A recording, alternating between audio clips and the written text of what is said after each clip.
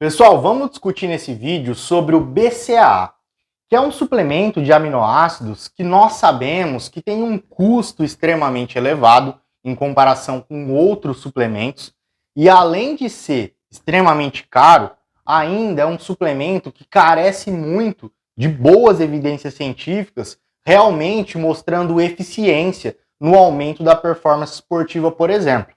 Então, acaba sendo um suplemento com um péssimo custo-benefício, porque além de ser caro, também não tem boas evidências, bons estudos científicos mostrando que ele realmente é eficiente, que realmente funciona para melhorar a performance esportiva, por exemplo, tá?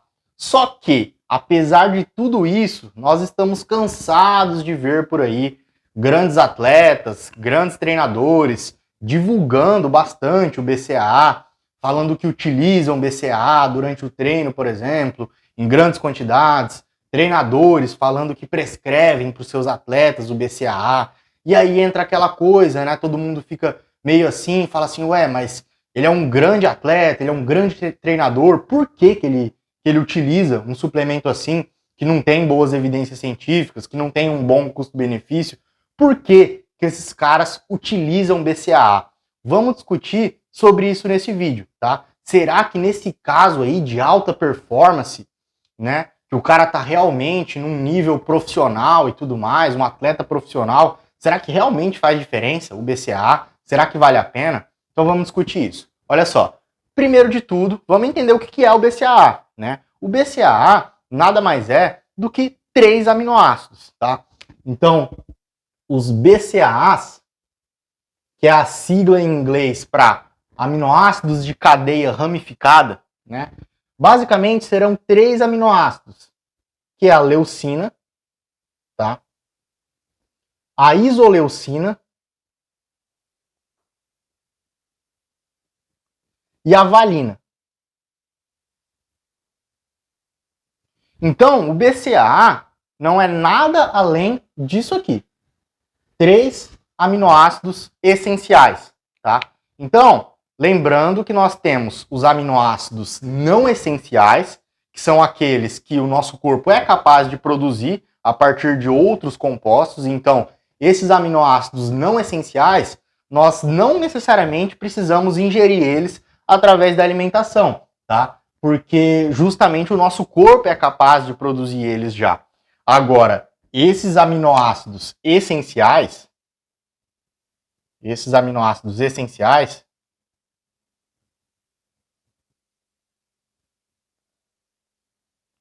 o nosso corpo não é capaz de produzir. Por isso que eles são essenciais, porque nós precisamos ingerir eles através da alimentação, tá? Esses 3 aqui, que compõem o BCAA, que são os BCAAs, né, são apenas 3 dos aminoácidos essenciais. Nós temos vários outros, tá? Temos vários outros aminoácidos essenciais. Então, qual que é o ponto aqui, né? Para a gente ter uma otimização da síntese proteica,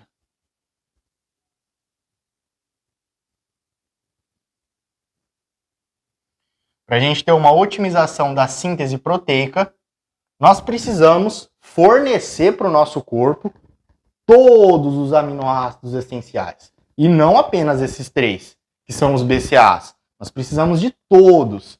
Se nós não oferecemos todos, se fica faltando um ou outro, a gente limita a síntese proteica, né? E lembrando que a síntese proteica, ela não serve apenas para o anabolismo muscular. Não é apenas a síntese proteica muscular, que a gente está cansado de saber, que é basicamente o anabolismo ali, né? Então, a gente tem síntese proteica para diversas outras funções no nosso corpo. Por exemplo, existem proteínas que são sintetizadas para compor os elementos do sangue, por exemplo. Proteínas que são sintetizadas para agir como enzimas, né? Então, enzimas são proteínas que são sintetizadas aqui, ó, a partir do processo de síntese proteica, tá? Quem vai produzir proteínas são os ribossomos, né? Os ribossomos são as organelas celulares responsáveis por fazer a síntese proteica, tá? Tanto a síntese proteica muscular, né, o aumento da produção de proteínas musculares ali, que é o que a gente quer, pensando em anabolismo, pensando em hipertrofia, né? Quanto também outros processos do corpo, produzir enzimas, produzir componentes do sangue, tudo isso aqui acontece através da síntese proteica, beleza? Então, por isso que é importante que a gente ingira todos os aminoácidos essenciais, e não apenas 3, né? A gente precisa de todos para ter a síntese proteica adequada. Então, por exemplo, se você deixa de comer uma boa fonte de proteína que tem todos esses aminoácidos essenciais, como, por exemplo, proteínas animais, né? Proteínas animais, de forma geral, elas têm esse perfil de aminoácidos essenciais bem completo, né? São proteínas de alto valor biológico, que têm basicamente todos os aminoácidos essenciais em boas quantidades, né? Então, proteínas animais, como, por exemplo, carne, frango, peixe, ovo, leite, derivados. Aí aqui, como derivado do ovo, entra a albumina, né? A albumina nada mais é do que a clara do ovo desidratada, né? Que é um suplemento. Aí aqui entra o whey protein, por exemplo, né? Entra a caseína também, né? Que também é uma proteína do leite. Então, todas essas proteínas aqui, elas têm alto valor biológico, né? No caso aqui, o ovo, a albumina é derivado do ovo. Aqui entra o whey protein, caseína. Aí ainda tem proteínas vegetais, que também tem um perfil bem completo de aminoácidos essenciais, que também é uma proteína de ótima qualidade, com um bom perfil de aminoácidos essenciais. A gente tem aí a soja, né? A soja, tá? A soja também é uma proteína de alto valor biológico. Também vai ser bem semelhante ao perfil de aminoácidos essenciais dessas proteínas de origem animal, tá? Então a soja ela é uma exceção de proteína vegetal que tem o perfil completo de aminoácidos essenciais, porque de forma geral, basicamente todas as proteínas vegetais, elas sempre têm um aminoácido faltante. Sempre falta um ou outro aminoácido nas proteínas vegetais. Por isso que elas não têm um perfil tão completo de aminoácidos essenciais. Por isso que uma dieta vegetariana, ela precisa se preocupar com o aminograma, né? Em completar todas os aminoácidos essenciais, fornecer todos os aminoácidos essenciais para não limitar a síntese proteica, tá? Então, basicamente, se você ingere aqui essas proteínas de origem animal em quantidades adequadas ali, visando hipertrofia, né? No caso de 1,6 a 2,2 grama quilo por dia de proteína, né? Que é o recomendado para hipertrofia, que é o que os estudos mostram que você consegue aproveitar ao máximo a síntese proteica muscular, no caso. Se você ingere isso aqui, né, no dia inteiro, de forma fracionada, em pelo menos 4 refeições, que também é importante o fracionamento para você otimizar a síntese proteica muscular, se você faz isso, você já vai estar fornecendo não só os BCAAs, não só esses 3, como todos os outros, que é muito mais importante, entende? Porque, pensa só, essas proteínas de origem animal, elas terão não apenas bastante quantidade de BCAAs, tá? Então é lotado de BCAA na carne, no frango, no peixe, no ovo, no leite, isso aí é lotado de BCAA. Tem muita quantidade de BCAA. E não só BCAA, mas também tem os outros aminoácidos essenciais. Os outros também. Então, se você, por exemplo, só tomasse BCAA o dia inteiro como fonte de proteína, você ia ter carência dos outros aminoácidos essenciais, porque você precisa ingerir todos eles para você ter a síntese proteica adequada. Se você deixa faltar apenas um, se falta um aminoácido essencial, você já limita a síntese proteica muscular, tá? Então é importante ter todos eles. Beleza, entendendo esse princípio básico aí, né? Aí a gente entra na discussão. Tá, então por que alguém utilizaria o BCAA? Né? A gente já entendeu que utilizar BCAA durante o dia ali para complementar uma quantidade de proteína, não vai ter tanta vantagem porque já é lotado de BCAA na nossa alimentação, né? Mas aí entra a função específica de cada um desses aminoácidos, né? Porque esses aminoácidos aí, eles têm funções específicas, né? Por exemplo, a leucina é o principal aí, um dos principais aminoácidos responsáveis por ativar a via mTORC1, que é aquela via de síntese proteica, a principal via que estimula a síntese proteica muscular, né? Então, o que essa leucina faz? Ela vai ativar uma substância que se chama cestrina 2, tá? Ativando a cestrina 2, você tem a ativação do complexo mTOR-C1, tá? Então, quando você ingere leucina, você ativa a cestrina 2, que vai fazer a translocação do mTOR-C1 para a membrana lisossomal para que ocorra a síntese proteica, tá? Então, nós podemos dizer que a leucina é basicamente um dos únicos aminoácidos que estimula de forma direta a via mTOR-C1, tá? Então, ela tem esse mecanismo de ativar diretamente a via mTOR-C1 e ativar a síntese proteica. Por isso que é importante ter uma boa ingestão de leucina em basicamente todas as refeições do seu dia, para você conseguir otimizar ao máximo a síntese proteica em cada uma dessas refeições. Aí você pensa assim, beleza, então já que a leucina tem esse grande poder, então vamos tomar leucina o dia inteiro, né? Vamos comprar BCAA por conta da leucina, ou então tomar leucina pura mesmo, que tem também, né, para vender, e vamos tomar leucina o dia inteiro, né, já que tem todos esses benefícios. Mas qual que é o ponto? Né? Qual que é a grande questão disso aqui? O máximo de leucina que estimula a síntese proteica em uma refeição, de uma vez só, é 2,7 gramas. Tá? Então, se você ingere 2,7 gramas de leucina de uma vez só, você já estimula ao máximo a síntese proteica. Você já tem um estímulo máximo. Então, se você ingere mais que isso aqui de leucina, se você ingere mais que 2,7 gramas de leucina de uma vez só, você não vai aumentar mais a síntese proteica. Isso não vai acontecer, né? Você vai apenas oxidar esses aminoácidos, vai apenas oxidar a leucina para produzir energia, por exemplo, né? Então, eis a grande questão, né? Que também não faz muito sentido você querer tomar o BCAA para conseguir muita leucina, meu Deus, né? E estimular mais a síntese proteica, né? Aí entra aquele argumento, né? Aquela questão de falar assim, ah, tá, então o atleta profissional, por ele, por exemplo, utilizar esteroides, né? Então o atleta ele vai utilizar esteroides anabólicos androgênicos, o ZAA, né? Então a gente sabe que o uso de esteroides ele otimiza a síntese proteica.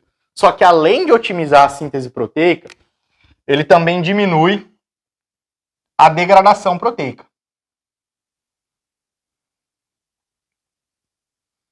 Então pensa só, ele aumenta sim a síntese proteica, o esteroide, mas ele também diminui a degradação. Então, como ele diminui a degradação, sobra mais proteínas para fazer a síntese proteica, o que não necessariamente vai gerar uma demanda maior de proteínas através da alimentação, entende? Então, é como se o esteroide ele fizesse com que as proteínas do corpo elas fossem melhor aproveitadas.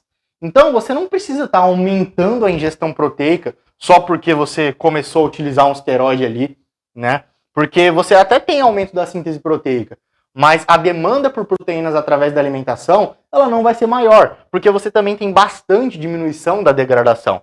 Então, basicamente, um indivíduo ali que utiliza esteroides, que utiliza hormônios, ele mantém basicamente a mesma recomendação de um indivíduo comum ali para otimizar a hipertrofia, tá? Claro que existem discussões sobre isso, né? Porque nós não temos estudos e nem vamos ter estudos com indivíduos utilizando altas doses de esteroides, né? O que esses atletas profissionais usam, 2, 3, 4 gramas de esteroide por semana. É óbvio que nós nunca vamos ter um estudo com uma pessoa utilizando isso de esteroide, porque nenhum comitê de ética do mundo ia aprovar um estudo com um indivíduo utilizando 4 gramas de esteroides. Isso é antiético, né? Então nós nunca vamos ter esse estudo, nós nunca vamos saber, né, a magnitude disso. Porque assim, beleza, uma coisa é o indivíduo utilizar ali 500, 600 miligramas de esteroide na semana. Nós até temos estudos aí por uma quantidade relativamente grande aí de semanas, 10 semanas e tal, utilizando essa quantidade de esteroide na semana. Nós até temos esse tipo de estudo, né? E essa quantidade de esteroide na semana, ela realmente não tende a gerar um impacto, uma diferença tão grande aí nessa questão do aumento da síntese proteica, né? Tem estudos aí que mostram que os indivíduos utilizando, por exemplo, essa quantidade aí e consumindo uma quantidade menor de proteínas, até menor do que a recomendação aqui, eles ainda têm ganho de massa muscular bem significativo. O que reforça isso aqui, né? Que quando você usa esteroides, você diminui bastante a degradação também. Então você não precisa aumentar tanto a ingestão de proteínas na dieta, né? Porque você já vai ter um melhor aproveitamento dessas proteínas pelo organismo. Então a grande questão é, tá, então se o indivíduo ele utilizar ali 4 gramas de esteroide na semana, será que mudaria um pouco essa proporção? É de se questionar, é de se questionar. Nós nunca vamos saber ao certo isso realmente, né? Porque uma coisa é o cara usar 500 miligramas na semana. Outra coisa é o cara usar 4 gramas na semana, vários esteroides diferentes combinados e tudo mais. Talvez, nesse caso, isso é apenas uma especulação, que fique bem claro, né? Não temos nenhuma evidência robusta que comporte esse tipo de afirmação, mas talvez esse indivíduo teria uma certa demanda maior por proteínas, uma ingestão, demandaria de uma ingestão maior, porque talvez essa síntese proteica ela aumentasse bem mais do que a degradação, talvez, né, uma especulação. Claro que os esteroides eles também têm efeitos diferentes entre si, né? Alguns talvez podem aumentar mais a síntese, outros podem diminuir mais a degradação. Tudo isso é de se questionar. Realmente, tudo isso, né? Beleza, faz sentido até. Você pode até falar, não, beleza, o cara usando 4 gramas de esteroide, a demanda dele por proteína ela é maior. O cara pode falar que ele realmente já viu isso na prática, né, e tudo mais, que faz sentido na prática, que na prática funciona. Ok, isso é empírico, conhecimento empírico, tá. Mas como que você justifica o uso de BCAA? Como que você vai justificar? Beleza, o indivíduo ele tem uma demanda maior por proteína, tá. Ele vai consumir mais do que isso aqui. Vai consumir mais do que 1,6 a 2,2. Mas por que o BCAA? Né? Come mais carne, frango, peixe, ovo, leite, pronto. Ele já vai tá otimizando a ingestão proteica dele e vai ser mais benéfico ainda, porque ele vai estar ingerindo todos os aminoácidos essenciais e não apenas esses 3 que compõem o BCAA, né? Então, assim, a única justificativa plausível para o uso de BCAA nesses casos seria intratreino, tá? Então eu vou até apagar aqui, ó. A única justificativa para o uso, no caso desses atletas e tudo mais, seria durante o treino. Por quê? Vamos lá. Então, se você utiliza ali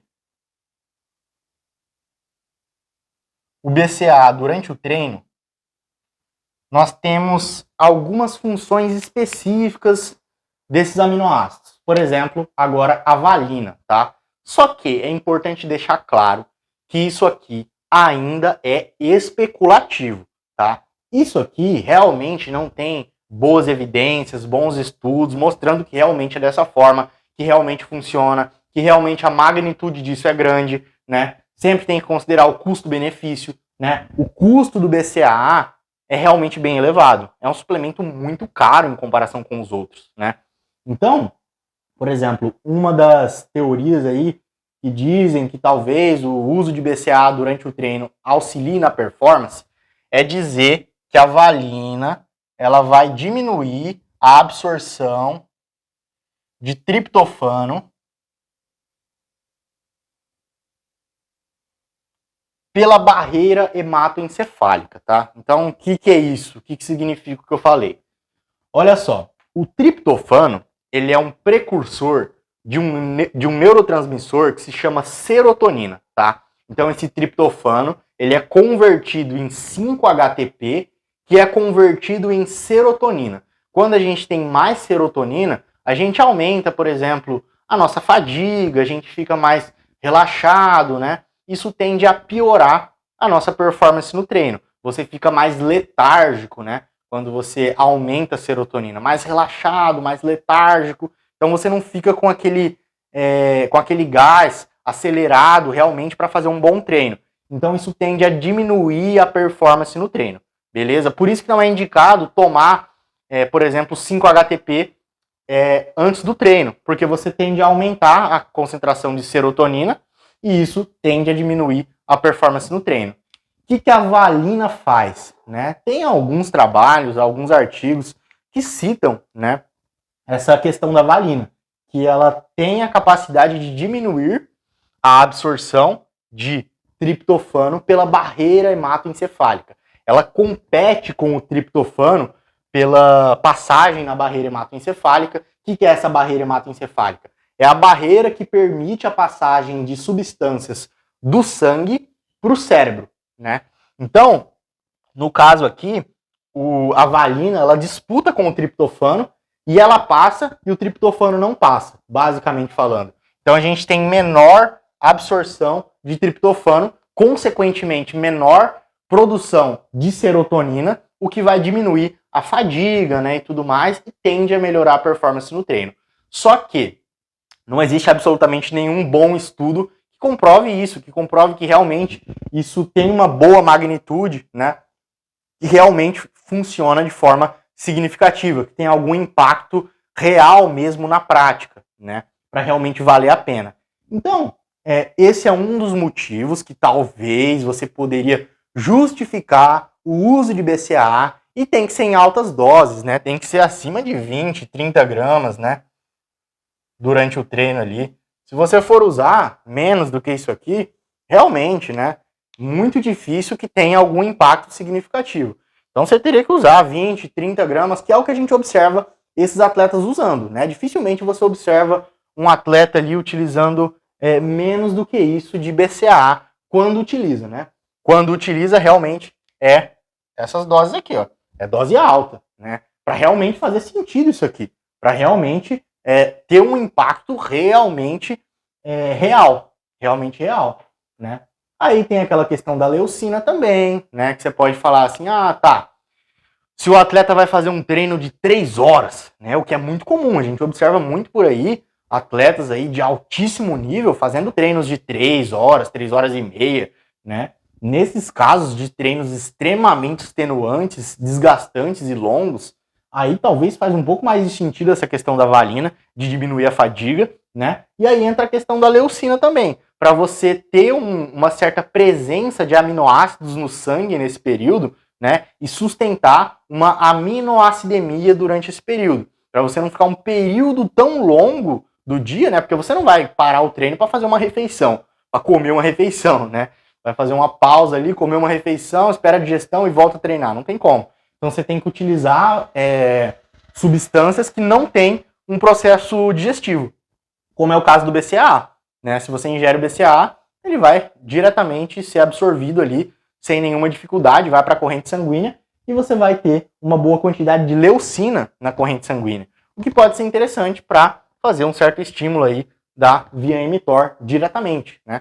Talvez isso faça algum sentido em treinos mais longos, né? Mais desgastantes aí, que são bem típicos de atletas de alto nível, atletas profissionais, ok, faz sentido. Agora, você pegar um indivíduo comum, né, e falar que, nossa, vai ter muito benefício ele ingerir isso aqui de BCAA, vai ter um custo-benefício muito bom, realmente aí não faz sentido algum. Até porque, abre aí um site de suplemento, né, vai depender muito da época que você está assistindo esse vídeo, né, mas se você pegar hoje em dia, na época que está sendo gravado esse vídeo, e for fazer as contas do quanto que vai dar por mês para você consumir isso aqui de BCAA todo santo dia, vai ser um dinheiro realmente bem significativo, né? Em comparação com outros suplementos, é um gasto muito mais alto, mas muito mais alto mesmo, né? Realmente o custo-benefício vai ser péssimo, né?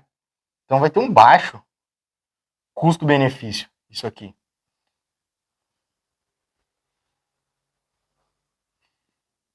Então, assim, esse é o principal ponto que limita o uso do BCAA, na minha visão. É o péssimo custo-benefício. É extremamente caro.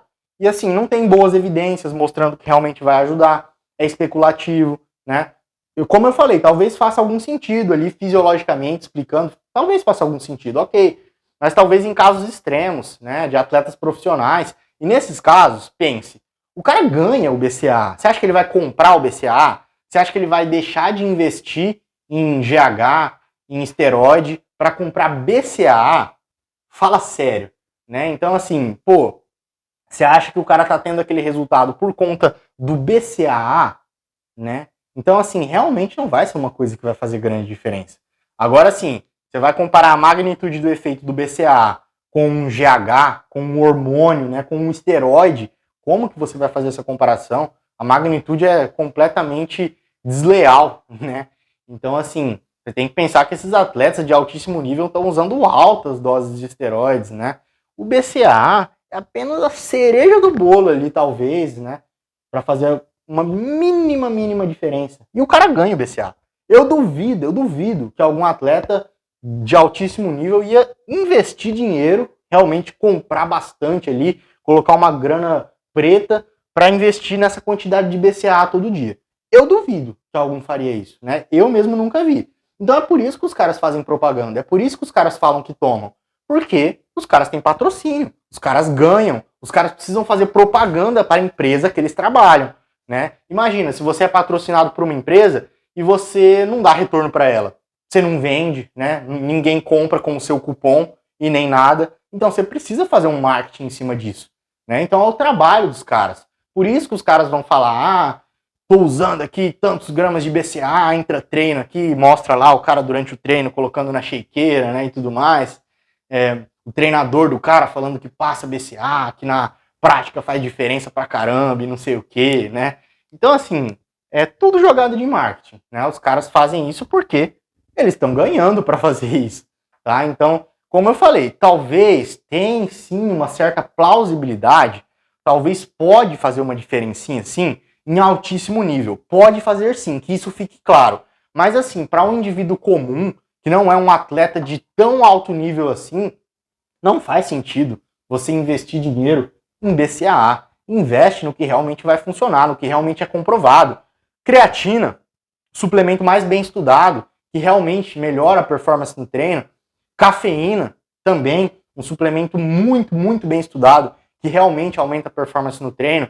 Temos outros suplementos que podem ser úteis em outros casos também, que tem um nível de evidência muito alto, tem muitos bons estudos mostrando eficácia, como por exemplo, betalanina, como por exemplo, nitrato, bicarbonato de sódio. Esses suplementos, eles têm sim uma eficácia, uma comprovação na melhora da performance esportiva nos mais diversos tipos de esportes. Para cada esporte pode ser válido alguns deles, né? Na musculação, os que eu realmente mais vejo utilidade é a creatina e a cafeína, tá? São os dois, assim, que indiscutivelmente aumentam a performance na musculação. BCAA, não tem o que a gente fazer, não tem como a gente dizer que aumenta, porque carece muito de evidência, né? Carece demais. Tem uma certa plausibilidade, como eu falei, mas não é nada que vai ser tão significativo, principalmente para uma pessoa que não é um atleta de alto nível, tá? Então, se esse vídeo te agregou, se você aprendeu alguma coisa com esse vídeo, deixa aí a sua curtida, tá? Comenta aí o que você achou, sugestões de temas para próximos vídeos, dúvidas, pode deixar aí nos comentários, que eu sempre tento responder, tá? Compartilha esse vídeo com alguém que possa se beneficiar desse conhecimento também e até um próximo vídeo.